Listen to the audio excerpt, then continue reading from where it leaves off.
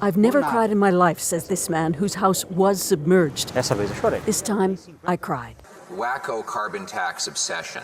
As Texas wildfires raced towards the nation's primary nuclear weapons facility. I was in the furnace room, and then I heard like a train, and then insulation came from the basement, one of the basement windows, and came in, and I heard it, and I knew it was hitting. It's devastating. I've lived here all my life. I'm just praying that everybody was safe. Everybody's safe and nobody got hurt. Just fresh out the shower, and the flood siren warnings have gone off. Oh, jolly gee, we're the lucky ones. So we're on a river monitor level, and looks as though all holy hell is about to break loose with a severe weather warning. We're under flood watch. Awesome! That's really what you need for a Wednesday morning. Lucky, lucky us.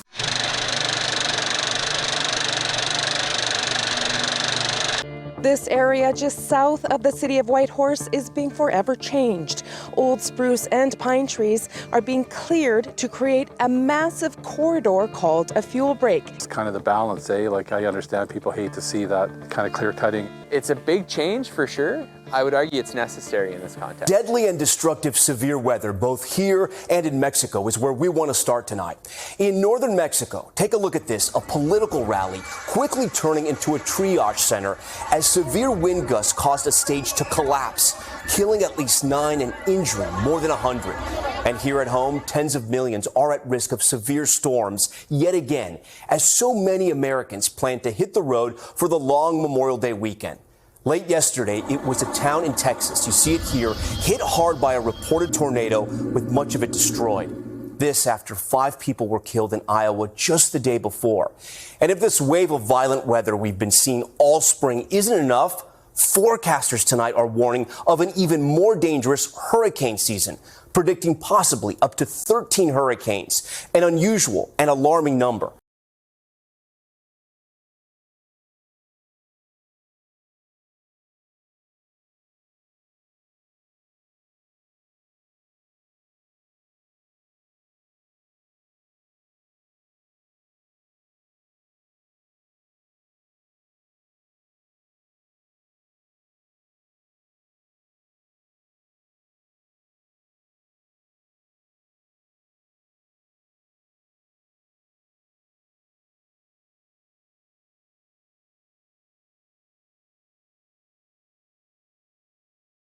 Lake Gatun is an invaluable artificial reservoir. In order to work properly, the Panama Canal relies on its water. But this past year, the lake's water levels have been dangerously low. Right now we can see from this ruler that the water level is about 80 feet. These levels aren't normal. We experienced levels like this last year with the El Niño weather phenomenon, and back in 2015, 2016, when the El Niño phenomenon was severe. To keep this maritime route open, the canal authorities first asked ship owners to lighten their loads. Every year, close to 12,000 ships cross the canal. But with authorised travel now down 30%, some carriers are opting to transport goods by rail. But the canal remains Panama's economic lifeblood, and the company that runs it pays $2.5 billion to the government each year. It also provides drinking water to slightly more than half the country's population, a challenge as droughts are increasingly common. Before, we had a drought every 15 or 20 years. Today, they come every 4 years or so. So it's important to make the canal sustainable in the long run. And so we have to develop projects that guarantee drinking water to the population. We've told the government that it's time to find other sources of drinking water so as not to continue extracting from the canal, because there's not enough.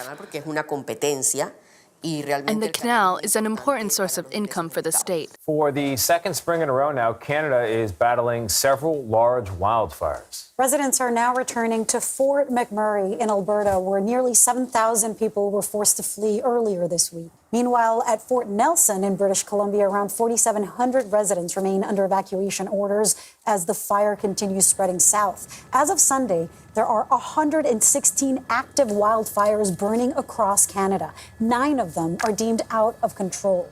This closely mirrors June of last year, when the level of poor air quality from Canadian smoke set records across many cities here in the U.S. According to data that the government has collected, Air Now, that's a data source the government uses, it was deemed hazardous to breathe outside from Minnesota all the way through to the Mid-Atlantic region and down on through to the south. As Texas wildfires raced towards the nation's primary nuclear weapons facility, Pantex plant officials urgently called on local contractors who arrived within minutes with bulldozers to dig trenches and enlarge fire breaks for the sprawling complex where nuclear weapons are assembled and disassembled. The fires in February, including the largest in Texas history, didn't reach Pantex, though the fires did come within 3 miles of the facility. The size and speed of the grassland fires and Pantex's urgent response underscores how much is at stake as climate change stokes extreme heat and drought. Wildfires have previously threatened other U.S. facilities with radioactive material.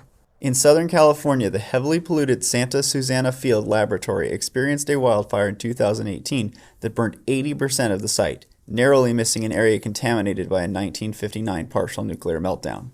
In New Mexico, the 40-square-mile Los Alamos National Laboratory had a wildfire come within a half-mile of a radioactive waste site. Most radioactive material is contained in concrete structures or in underground storage designed to withstand fire.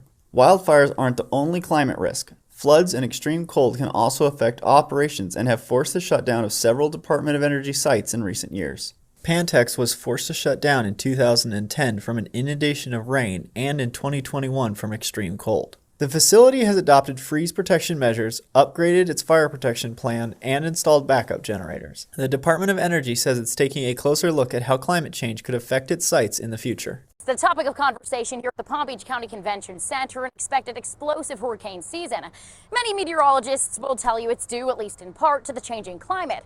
Now, critics of the new bill fear it ignores the reality these dangers pose to Floridians. In 2008, Florida lawmakers in both legislative sessions unanimously passed a bill to address climate change and promote renewable energy. Now, according to opponents of the new law, this removes the word climate in 9 different places and shifts the state's focus away from increasing energy efficiency and reducing greenhouse gases blamed for warming the planet. Colorado State University's Phil Klotzbach telling me part of the reason we've seen such active storm seasons and worsening toxic blue-green algae is due to chronically rising water temperatures. This AccuWeather graphic showing our waters are once again breaking records. And the Red Cross tells me they've seen the impact firsthand. The Red Cross does consider what is going on a climate crisis, and we consider that by just looking at the number of natural disasters that we're having.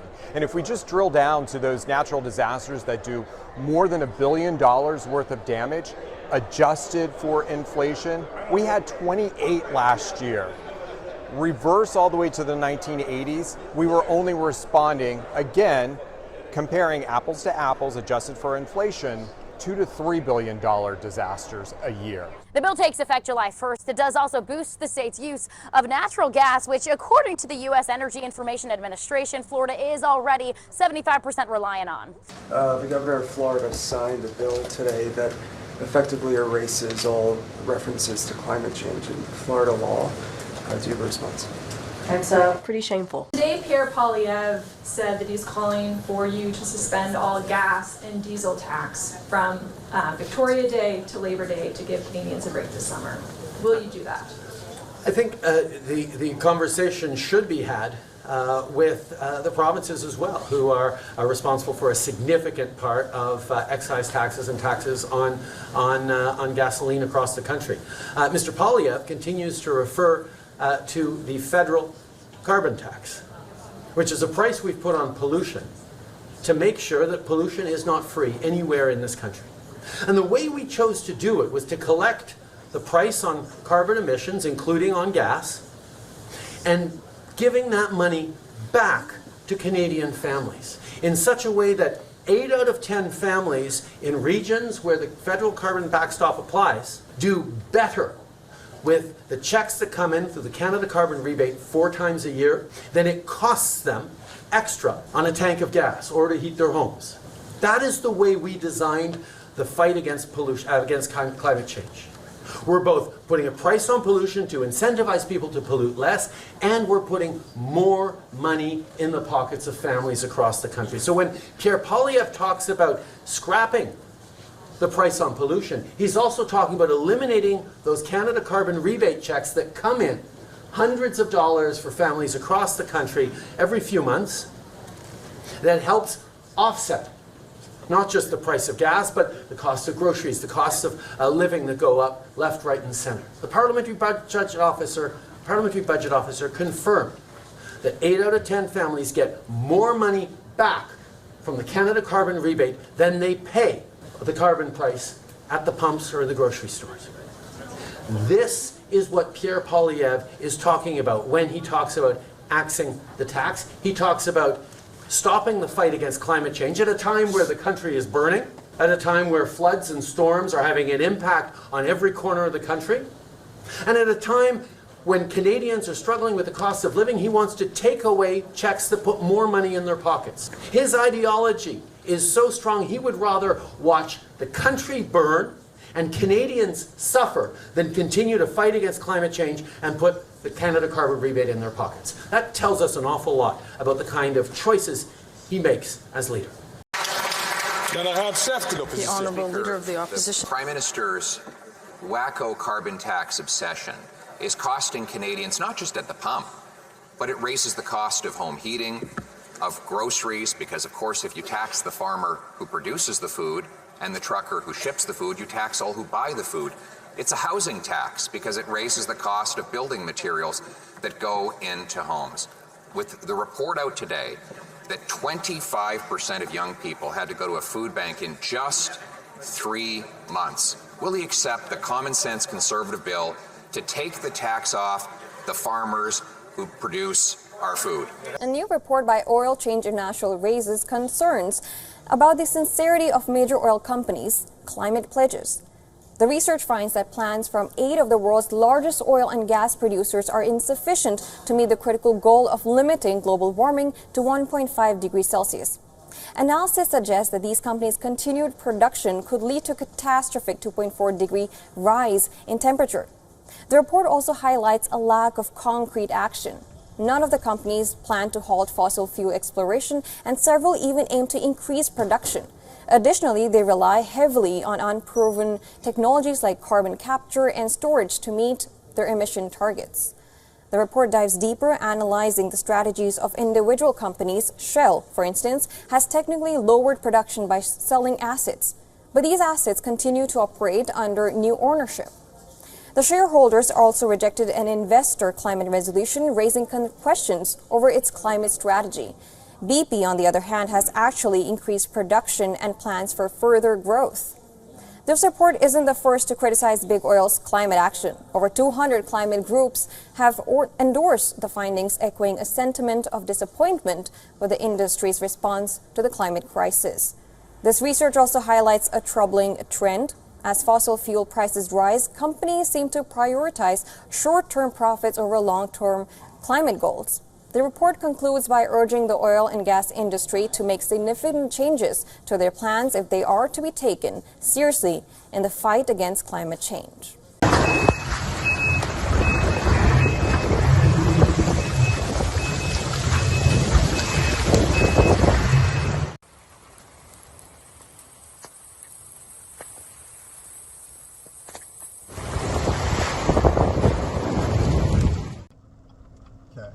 Sorry, I know I'm stressing you out, but this is like money shot.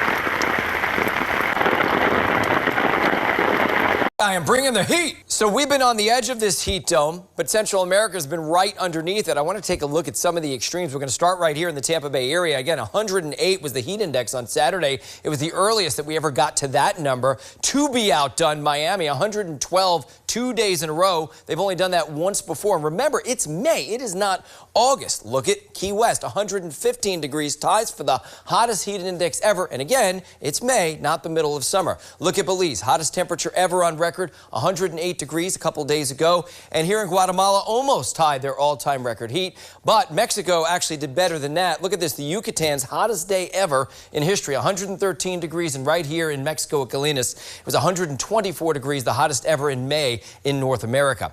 All right, big drought going on. And actually, this heat is making it worse all across Central America. Part of this is obviously climate change. The trend is 2 degrees Fahrenheit since 1980. However, the extremes are getting more extreme at a faster rate than the actual baseline temperature. And because it's so hot across the Western Caribbean right now, look at the Caribbean.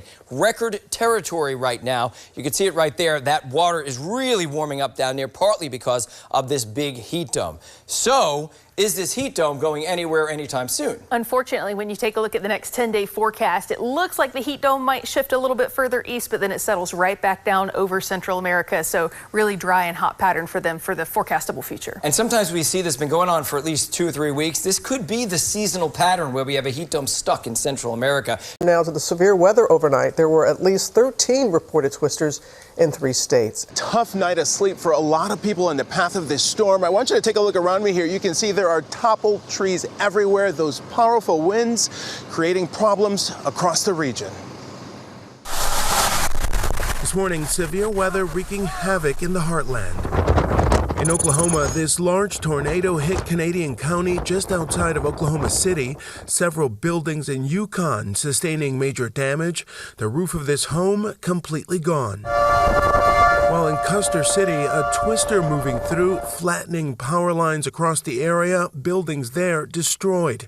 At least 4 tornadoes reported in Kansas. The severe weather triggering power outages across the state, and in the city of Russell, authorities reporting extensive damage. The storm pummeling this garage. One of my friends sent me a Snapchat. He's like, "This is what your place looks like," and I'm like, wow.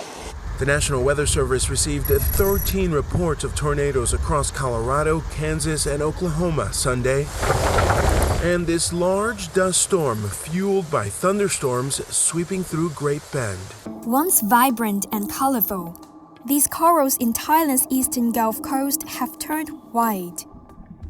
It's a phenomenon known as coral bleaching and is a sign of deteriorating health. Scientists say it's due to the rising sea surface temperatures, which hit record highs this month amid a regional heat wave. Looking now at the wildfire situation in Western Canada this morning, residents of Fort Nelson, BC have been left wondering when they can return home.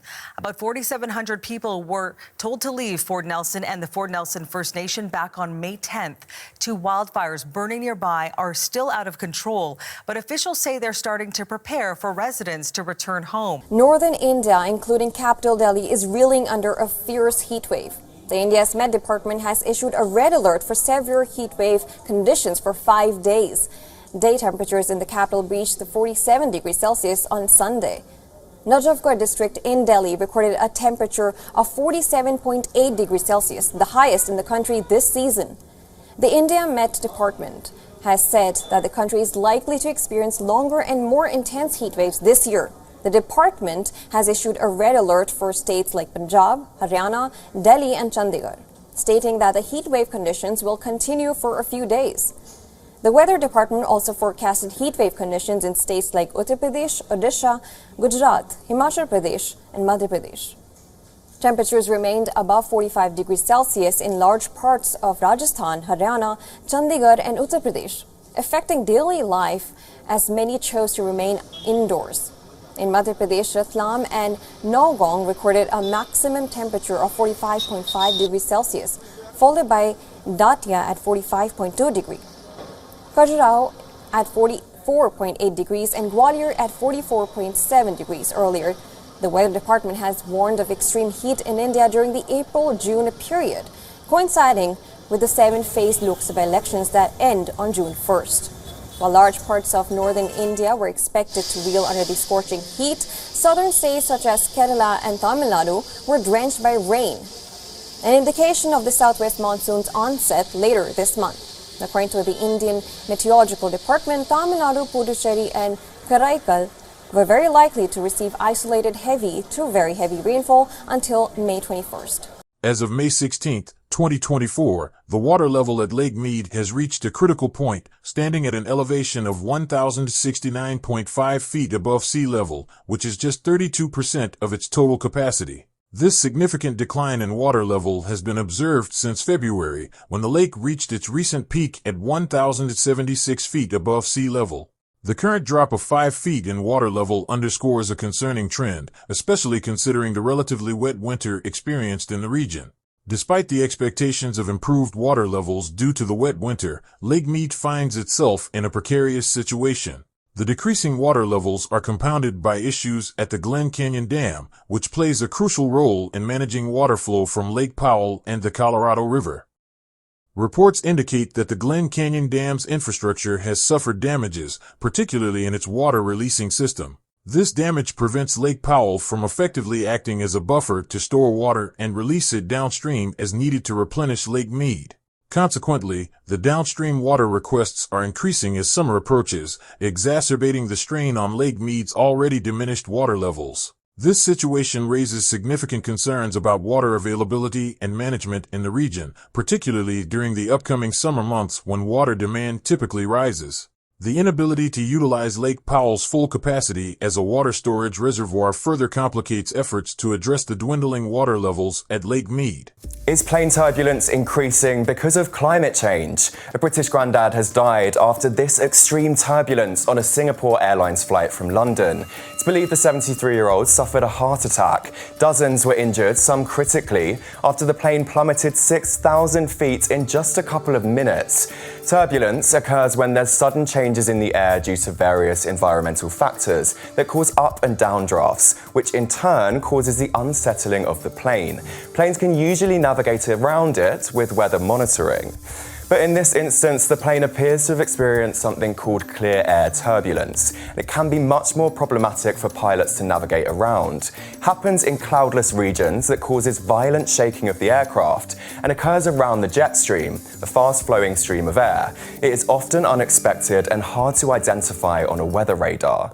There's now warnings that the aviation industry needs to invest in tech that better detects turbulence because of the impact of climate change. Scientists at Reading Uni claim higher temperatures are causing stronger air speeds in the jet streams, making clear air turbulence more extreme. They claim severe clear air turbulence in the North Atlantic has increased by 55% in less than half a century, and they estimate it could double or even triple in decades to come if climate change continues.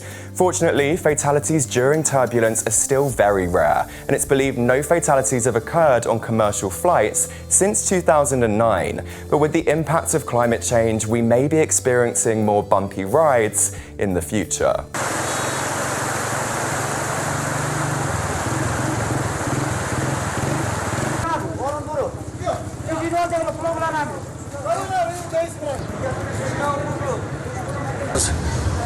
روزی جمعه بعد دیگه تلفنمون نخورد و مقصد هر کی در طرف مثلا پاشانه بید کوه کشیدن خود مثلا قوم خش دیودی مثلا مجسم بیچاره دیگه کدام سرپناه و کدام چی دیگه نیست دیگه خانه هم هیچی نیست و دیگه گفته اما مردکه دیگه دوستم چیزی نه خانه جور کردن مشکلات مثلا دیگه خلاص سر تا سر مصیبت دیگه مثلا با چی بگم دیگه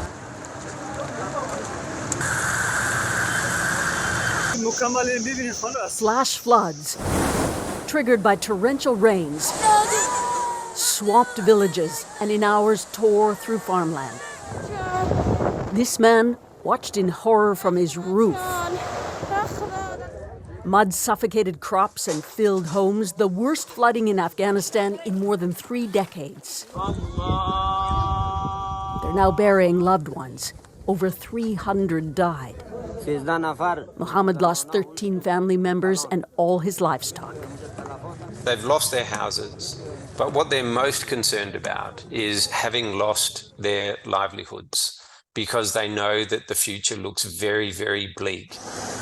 The World Food Program and the International Rescue Committee are rushing in emergency supplies.